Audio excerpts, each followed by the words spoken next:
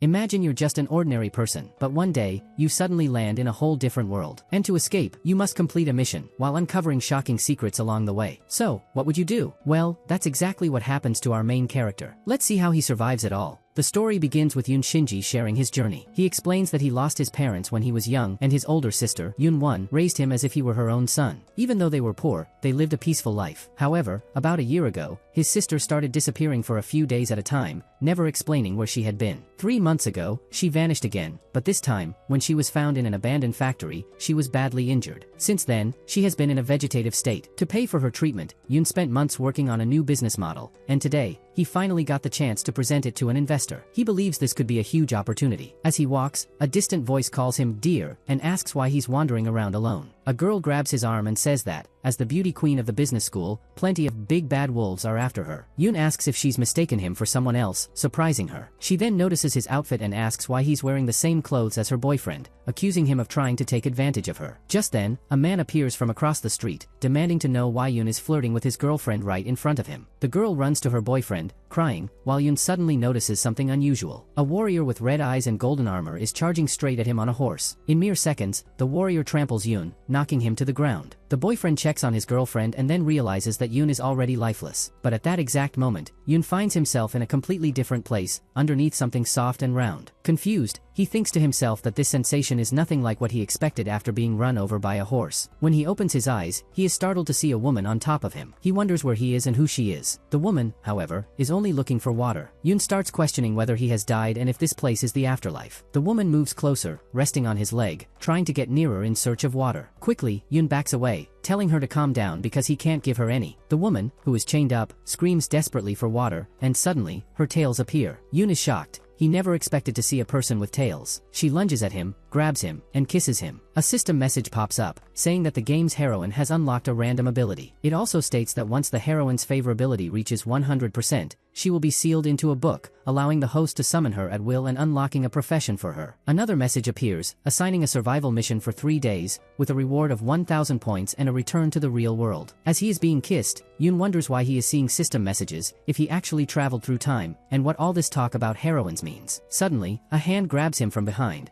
pulling him away and leaving the fox girl in the same position, still kissing the air. The man who pulled Yoon aside warns him to be very careful with that witch, saying that capturing her was no easy task. He also mentions that he noticed Yoon dresses strangely, probably because he's a foreigner. A drop of water falls onto the fox girl's clothes, and she catches it with her finger, putting it back into her mouth and shouting not to waste a single drop. The system notifies that the heroine's favorability has increased by 10%. She then says that since Yoon helped her quench her thirst a little, she'll give him some advice. He shouldn't trust that Taoist priest. The man yells, accusing her of trying to deceive people even when she's about to die. For a moment, he calls our protagonist a little devil but quickly composes himself and tells Yoon not to be fooled by her. He then comments that it's getting late, and monsters usually appear in the village at night, so it's safer to find shelter. Yoon wonders why the Taoist priest suddenly called him a little devil and finds the whole situation strange. A few minutes later, as they arrive in the village, a shadow is seen running in the distance. The protagonist asks the Taoist priest if he saw it. The man replies that he wasn't paying attention, but since night is falling, it's probably a monster. He then tells Yoon to call him Ling Shuzi. He explains that he came down from the mountains under his master's orders to capture the fox demon. If the fox demon has already been captured, why hasn't Ling Shuzi returned yet? The man freezes at the question, thinking Yoon would admire him for capturing the fox demon. Embarrassed, he says he still has some things to take care of, so he hasn't returned yet. At that moment, a young girl arrives and tells Ling Shuzi that he's brought another stranger. The priest tells the girl that Yoon is looking for a place to stay the night and asks if she would let him sleep at her house. She responds that she likes pleasant scents and agrees. As they walk through the village toward the girl's house, Yoon notices a strong, strange smell. When they arrive, the girl says this is her home and that her parents don't seem to be around at the moment. She tells them to make themselves comfortable and says she'll introduce them to her parents when they arrive, but she also warns that she's not sure she can resist her hunger. Yoon finds her words confusing. The Taoist priest says he has some matters to attend to and bids Yoon farewell, leaving him alone. The protagonist looks around the humble house, which has a strong fishy smell. Then, he notices the same figure he saw earlier running through the village. The man, covered in sticky mucus, desperately tries to warn Yoon to run away, saying that no one in this village is actually alive. He pleads for him to leave before sunrise. Yoon asks who he is, but just then, the young girl arrives and asks who Yoon is talking to. Without thinking twice, he runs out of the house, convinced that something is wrong with the village. He also thinks that the man he saw was probably a time traveler like him since he was wearing modern clothes and definitely knew something about the village. At that moment, a hidden mission is activated. Yoon stops for a moment and looks back, searching for the man. He figures the guy must have run really fast because he's already gone. Yoon finds himself surrounded by strange people, and a voice speaks up, saying that it has also been in this situation before and that there's nothing to fear because these people won't hurt him. The voice comes from a girl leaning against a nearby tree. She adds that, judging by Yoon's clothes, he's probably another traveler who was sent here unexpectedly. Yoon feels relieved to finally meet a human teammate who seems normal. The girl introduces herself as Xiao Qing. Under the red moonlight, the villagers become thirsty and extremely hungry. The girl realizes that when the Taoist priest mentioned monsters at night, he meant that the villagers transform after dark. Just as she starts talking again, an attack flies past her and hits one of the monster villagers behind her. Shocked, she stares at the fallen monster and asks Yoon where he got that weapon. He says he exchanged it in the systems shop for 100 reward points. She asks where he got those points and whether he needed to complete a survival mission to earn them. The protagonist realizes she hasn't activated the hidden mission yet and decides to search for the other team members. He also thinks she might have guessed he was a time traveler because of his clothes. At that moment, the monsters start getting back up. The girl is scared because, even after a direct headshot, they're still moving. Under the effect of the red moon, the transformed villagers charge forward. Xiao Qing turns to ask what they should do, but she realizes Yoon is no longer there. Running, he asks why she's just standing there. She calls him a bastard and asks how he could leave a girl behind like that. The monsters keep chasing them, and as they run, the protagonist keeps shooting. Xiao Qing asks why he's wasting bullets if they don't work. He says it depends on the purpose and explains that when the monsters are hit, they fall to the ground, giving them more time to escape. After a while, they get close to where the fox demon is. Xiao Qing asks why he brought her near the witch, implying that he's given up and wants a beautiful witch to eat him. Annoyed, the protagonist asks if she doesn't find it suspicious that Ling Shuzi never mentioned that the monsters were actually the villagers. Xiao Qing says that makes sense but asks what that has to do with anything. Yoon explains that the fox demon is clearly on the opposite side of Ling Shuzi, and even if she's not a good person, she might help them get out of this situation. Yoon approaches the fox demon, who calls him a great little brother for coming to bring her water, knowing she's thirsty. She moves closer to his legs, and Yoon tells her he can't give her water here, suggesting they go somewhere more private. Then, he lifts her chin and kisses her, making the heroine's favorability increase by another 10%. When he looks at her, he notices that her favorability has gone up again, and that's when he realizes, this is how he captures a heroine. Determined, he keeps kissing her repeatedly in different ways. A few minutes later, the monster villagers start approaching again. Xiao Qing yells in desperation, warning that they're coming and asking if he plans to keep having fun. Tired, the protagonist realizes that the favorability isn't increasing anymore and feels like all his effort was wasted. The fox says he almost suffocated her, but since he tried to help quench her thirst, she decides to help him this time. She raises one hand and casts a fire barrier in front of the zombie villagers. Xiao Qing notices that they're afraid of the fire and won't come closer, and she starts crying. The protagonist asks what's wrong and why she's crying. She runs to hug him and says she's emotional because he didn't have to sell his body to the witch to save them. She admits she misunderstood the situation, which is why she's crying. Yoon is confused and has no idea what she's talking about. As the fox drinks the last drops of water, she smiles and comments on how interesting humans are. The two look at her, and Xiao Qing asks what they should do now since the villagers are still surrounding them, and the witch is chained up, which limits her attacks. She concludes that they're trapped. The protagonist looks at the chained fox and notices a lock on the chain around her neck. He tries inserting something into the lock and thinks that, luckily, he has a keychain with him. He attempts to use it to free her. The fox, looking sad, says it's pointless because the chains are made of ancient black iron, meant to restrain dragons. She adds that Ling Shuzi used them to make sure she stayed trapped there and that no one in the world could break them by force. Suddenly, Yoon manages to turn the lock, surprising the fox. A system message pops up, notifying him that he has gained another 10 favorability points. Looking at the system panel, the protagonist recalls the instructions his sister gave him on how to unlock this type of lock. The system then announces that the favorability has reached 30%, revealing the heroine's true name. Shocked by the name, the protagonist wonders if she's the same one from the Legends of GI that he knows. He figures that the 1,000 points he'll earn from the mission are a nice bonus,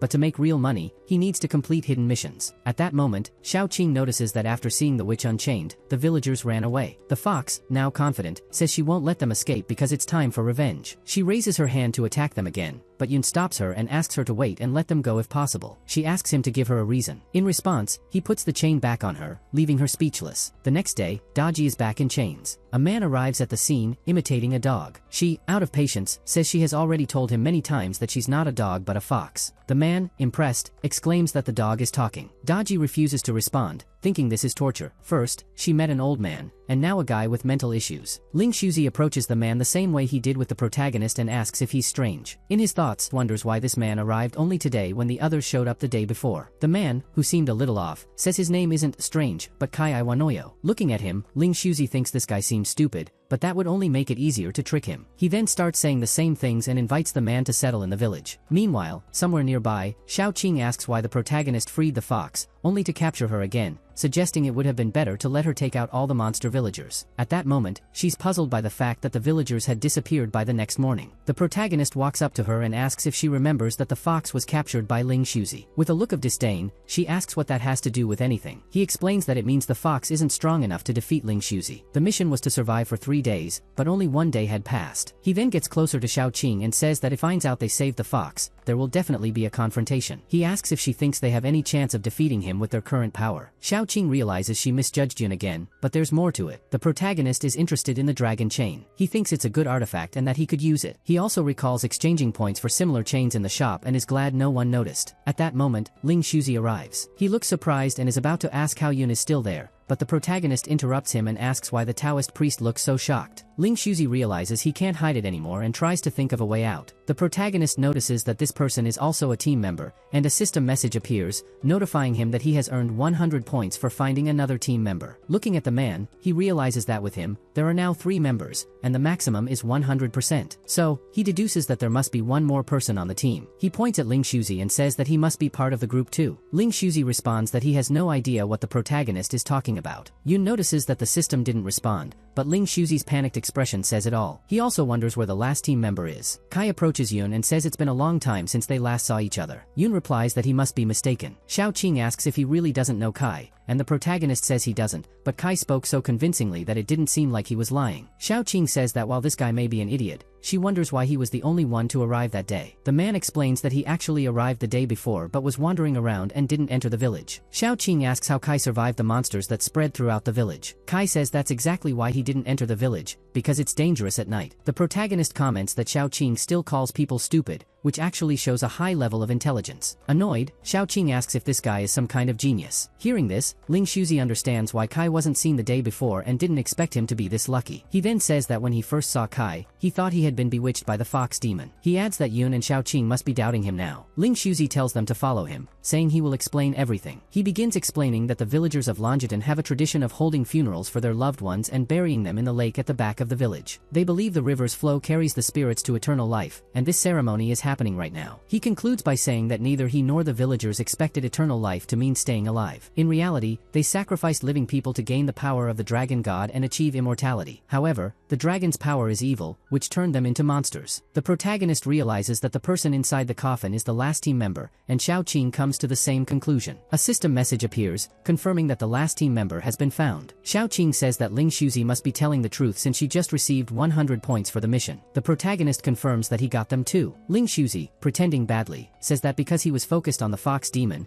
he didn't realize the villagers were monsters and almost wiped them all out. But in his thoughts, he tells himself that to keep lying, he needs to mix in some truth. He believes this half-truth will make everyone believe him. However, the protagonist neither trusts nor believes him and plans to use this half-truth against him. The villagers throw the coffin into the river and kneel by the lake, starting to transform into monsters. They rise and begin to scream loudly, making an unbearable noise. Xiao Qing and Kai struggle with the overwhelming sound. Ling Shuzi explains that this is the dragon's roar and that the villagers are doing it to honor the dragon god. But as he looks at Xiao Qing and Kai, he considers eliminating them right then and there. However, the protagonist, who was forming a barrier around himself, thinks the sound doesn't resemble a roar at all. It sounds more like the flapping of fish gills. He raises his hand, grabs Ling Shuzi's arm, and asks what he's planning to do. Ling is shocked that Yun isn't affected by the sound. He then says he was afraid the girl's screams would attract the villagers' attention, so he was going to stop her. At that moment, the villagers really do notice them and turn against them. Ling Shuzi tells them to split up to make it harder to get caught. Xiao Qing asks if this isn't the perfect time for the Taoist priest to show off his exorcism skills. Ling Shuzi asks if she really thought he would help them. She says no. She knows he's evil and just pretending, but she thought he could fake it a little longer and try to save them. Kai runs past them and asks if they want to switch from being chased to doing the chasing, saying he's the best at it. Meanwhile, the monster villagers are getting closer, while Xiaoqing and Yun are still standing frozen in place. He grabs her hand and starts running, telling her to ignore everything and not just stand there. After some time, Yun and Xiaoqing find themselves back at the same spot, facing the lake. The protagonist thinks that the most dangerous place might actually be the safest. Xiaoqing asks why he brought her back there, but Yun looks uncomfortable. She asks if he's okay, and he replies that he feels weak, really thirsty, and his throat feels strange. Xiaoqing says those are signs of dehydration, but it doesn't make sense since he was fine until now. As she steps closer to Yun, she accidentally kicks something on the ground. She looks down and sees a golden key. Yun tells her to be careful because there's a person lying there. Xiaoqing checks and says not to worry, it's just a guy who already kicked the bucket. Yun says he didn't expect her to be so brave and asks if she doesn't get scared seeing dead bodies. Xiaoqing explains that in real life, she's a beginner doctor and has seen many bodies before. The protagonist wonders if this is the same man he saw in the village yesterday,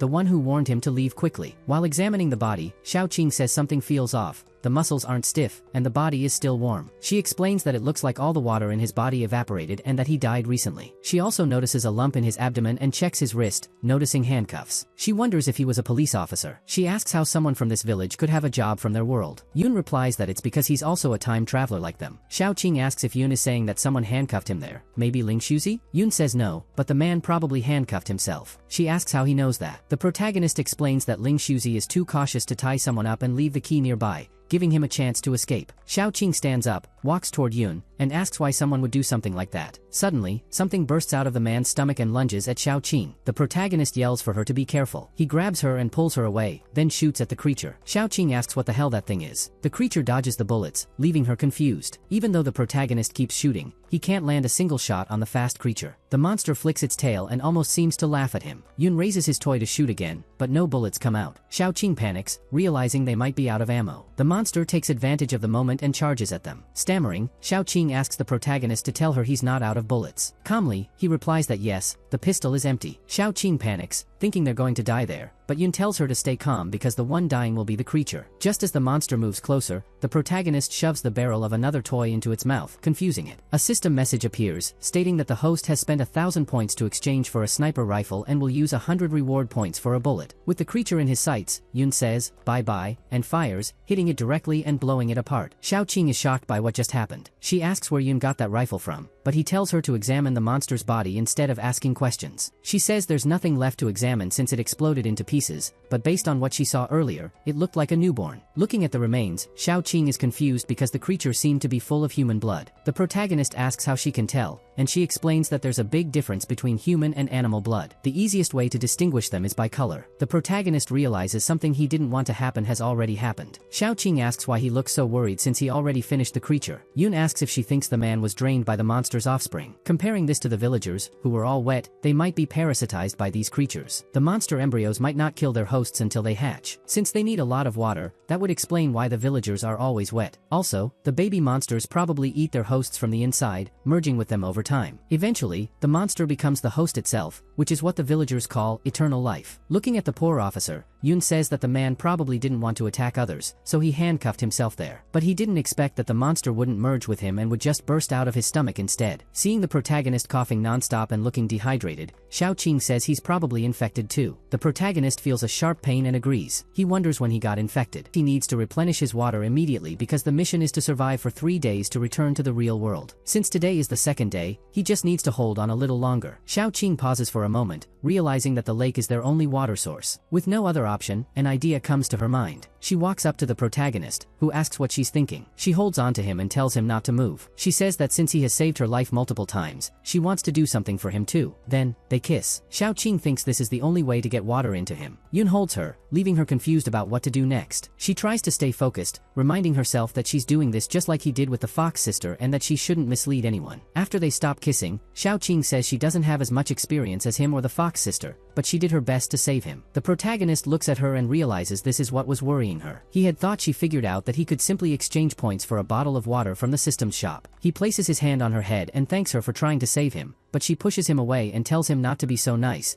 she was just trying to help. At that moment, he thinks that a woman's heart is really hard to understand. A few minutes later, in front of the lake's waterfall, Xiaoqing asks why they came back there instead of hiding until the villagers return to normal in the morning. She also asks how he can be sure they will even go back to normal. She explains that the monsters appear at night, and at first, they thought they were real monsters, but now they know they're actually the villagers. The protagonist asks who told her that the monsters only appear at night, and she says it was Ling Shuzi. He responds that this means they can't be sure of anything since Ling Shuzi's identity is still unknown. Since this is the second night, he doubts the real enemy will let them get through the next night without trouble. Just like in games, there will be a boss, and it will appear when they think the mission is over. Yoon looks at the lake and thinks about all the clues they found. Everything leads back to this lake. He suddenly jumps into the water, saying that the only way to understand what's really going on is to go to the bottom of Dragon Lake. Xiaoqing tries to stop him, but it's no use. A few minutes later, she watches from the shore, thinking that no one could possibly hold their breath for that long. She wonders what she should do. She pauses for a moment, remembering that she gave him her first kiss, so he can't just die like this. She throws off her shoes, hoping he's not dead, and then jumps into the water to look for him. She spots a silhouette at the bottom of the lake and wonders if he's drowning. She decides to swim deeper to pass him some oxygen and save him. Just as she's about to reach him and kiss him, she sees that the protagonist is fully suited up in diving gear. Shocked, she gasps, losing all her air and panicking even more. She thinks she's about to drown. Suddenly, she opens her eyes again and wonders if she's in heaven. But then she hears the protagonist's voice calling for help. He says he spent a lot of points to save her with this diving suit. Yoon has found a huge chained-up box and asks for her help because he can't break the chains on his own. She asks if this is the coffin the villagers threw into the lake earlier. Xiaoqing tries to explain that she only came down to save him. The protagonist, opening the coffin, asks if it wasn't actually him who saved her. Inside the box, they find a humanoid lizard lying there. This confuses them because they expected to find the last member of their team. Looking closer, they notice the creature is covered in scales, not fish scales, but ones that look more like dragon scales. The protagonist asks Xiaoqing if she thinks it's possible that this could be the dragon god the villagers worship. She asks if they would really worship a dragon god that's already dead. The protagonist notices something that catches his attention and swims deeper. Meanwhile, Xiaoqing suddenly feels like her mind has gone blank. What he found was Longtan's life plaque, and he wonders why it's here. Xiaoqing points to the side and says it looks like something is swimming toward them. A group of furious fish-like monsters is rushing in to attack them. She says they're surrounded, but the protagonist asks who said they were completely surrounded. He then swims upward at high speed toward the opening above them. However, as the monsters see the protagonist and Xiaoqing leaving, they start shouting for them to wait, asking for help. Xiaoqing tells the protagonist that it sounded like the monsters were talking and wonders if she imagined it. Looking at them, the protagonist realizes that they really did speak. She asks how that's possible and points out that they're asking for help. The sea creatures say they are not monsters but people like them. Xiaoqing thinks they're trying to trick them and tells the protagonist to leave, but Yoon swims back down. Xiaoqing asks how he can believe them. Yoon moves closer to the aquatic beings and asks if they are the residents of Longtan village. One of them says yes and explains that the ones in the village now are the real monsters, the ones who were originally just fish living in the lake. He goes on to say that their village always believed in the dragon that once lived in the lake, but no one knew that the dragon had already died. The dragon had been chained up at the bottom of the lake, and when it died, the fish living there consumed its body. So, the fish evolved into strong and intelligent marine creatures, but they hadn't noticed any changes in the lake until one day. He remembers that, as the village chief, he would always lead the villagers to perform their worship ceremony for the dragon god by the lake. But unexpectedly, fish monsters jumped out of the lake and dragged all the villagers into the water. The monsters swapped bodies with them and went on to land, while the villagers were forced to stay in the lake forever. Xiaoqing gets really scared after hearing about this body swap. The protagonist then realizes that Ling Shuzi is actually a team member, but a monster has taken over his body. He manages to collect the dragon bones and is surprised to find out they are an S-rank item. He raises one hand, and an explosion appears. Seeing this, the monster villagers start to think that maybe they can be saved. The protagonist asks them to continue explaining what happened. One of the monster villagers says that they're not the only ones in trouble. Even the queen of the forest, the nine-tailed fox demon, was tricked by the fish monsters. The same chain that was used to trap the dragon at the bottom of the lake was used to imprison her as well. Trying to understand the situation, the protagonist asks why the fish monsters would trap the fox demon. The villager explains that the fish king wanted to become a real dragon, but to do that, he needed to eat more dragons. The dragon had embryos inside its belly, and the fish king took those embryos and injected them into the fox demon, planning to use her body to hatch them. Since her body was strong enough to nurture multiple embryos, it was the perfect vessel. Xiaoqing then says that what came out of the police officer's belly was actually a baby dragon, but it never fully formed and just looked like a monster. Yuan realizes that this must be why he gained so much favorability with Daji. She wasn't thirsty, she was actually trying to transfer the dragon embryos to him. The protagonist then realizes that after kissing Daji so many times, he stopped gaining favorability points, which means she has already passed all the eggs to him. He starts wondering if this means he's doomed. A system message pops up, saying that the host has detected baby dragons inside him and that he can spend 1,000 points to convert them into dragon blood and become a hybrid. The protagonist thinks about it but doesn't fully understand what it means. He just knows it would make him no longer human. At that moment, everyone around him goes silent, and the fish villagers stare at him with teary eyes. A side quest appears. One task is to save the villagers, and the other is to eliminate the monster disguised as a villager. Whispering to the protagonist, Xiao Qing says that the villagers are hopeful he'll save them, which is why the side quest was triggered. He says he understands what they want and has a bold idea to make it happen, but he'll need their cooperation. Meanwhile, outside the water, he is talking to Daji. He tells her that he has already taken care of the villagers and that the babies inside her are about to hatch. As long as he eats the hatchlings, he will finally become a true dragon. Daji, irritated, says that he's just playing dirty tricks and, if he has the courage, he should release her so they can have a fair fight. He holds her face and asks her to calm down, saying he doesn't want to affect the baby dragon inside her. But Daji breaks the chains and says she won't accept any more humiliation. She declares that she is the most powerful demon in this world, and even if she loses her strength today, she will keep fighting him. Ling asks how she managed to escape since the baby should be draining her energy. Daji is also confused about breaking the chains, but then realizes that the protagonist must have swapped the dragon chain with a weaker one. At that moment, she thinks he's a real trickster and asks if he just enjoys acting like the good guy. She adds that she's starting to like him more and more. Meanwhile, the protagonist finally finds Kai, who is still being chased by the monster villagers. The two start running side by side, and the protagonist asks Kai to listen to him. He tells Kai to go find Xiao Qing at Longtan Lake and explains what he needs to do. At that moment, the protagonist realizes that he really can't do this himself and has to leave the task to that crazy guy. He shouts for Kai to go ahead and do what he said, assuring him that he'll handle the monsters for now. Kai yells back that he'll complete the task. Thinking about Xiao Qing, the protagonist silently apologizes and hopes she'll understand his little plan. Sometime later, back at the waterfall, Yun is running there, still being chased by the monsters. He wonders if Kai did what he asked, but then suddenly stops in shock. He says that Kai is truly a genius. Xiao Qing appears, tied up under the lake, and asks to be rescued. She never expected this to be the protagonist's plan. As he gets closer to her, he wonders where Kai and the others are. The protagonist says he never imagined Kai would tie her up like this. Looking at the monsters, he notices they are hesitating. He realizes he needs to push them a little more to make them take the bait. Turning to Xiao Qing, she asks what he's trying to do. He starts describing her, mentioning her shoulders, soft skin, and slim waist. Then he asks the monsters if they're sure they don't want to take a bite of her, saying she looks beautiful and delicious. Xiao Qing is completely outraged by this, but the plan works, and the monsters leap toward them. With a blank expression, the protagonist says that the fish have finally taken the bait. At that moment, the monster villagers jump out of the water and grab the monsters, pulling them back into the lake. The protagonist tells Xiao Qing that the best hunters are the ones who pretend to be prey. Since the monsters swapped bodies with the villagers, they could do the same. Shocked, Xiao Qing asks if this was his plan all along and tells him not to do everything alone. He should let others help. Meanwhile, back in the village, Ling Shuzi is running from the fox demon. He thinks it's best to avoid fighting her since he hasn't fully transformed into a dragon yet. As he gets near the river, he stops for a moment, exhausted,